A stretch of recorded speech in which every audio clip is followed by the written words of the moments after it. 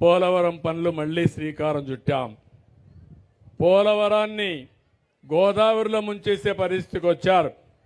పోలవరం పూర్తయితే తద్వారా ఆ నీళ్లు కృష్ణా డెల్టాకు వస్తే అక్కడ వాడే నీళ్లు శ్రీశైలం నుంచి రాయలసీమకి ఇస్తున్నాం.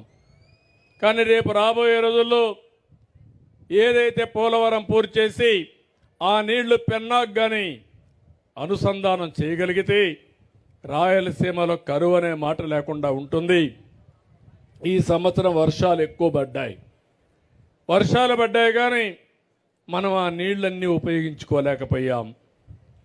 ఇక్కడే తుంగభద్ర, మీకు కూడా కొద్దిగా నీళ్లన్నీ తుంగభద్ర నుంచే వస్తాయి.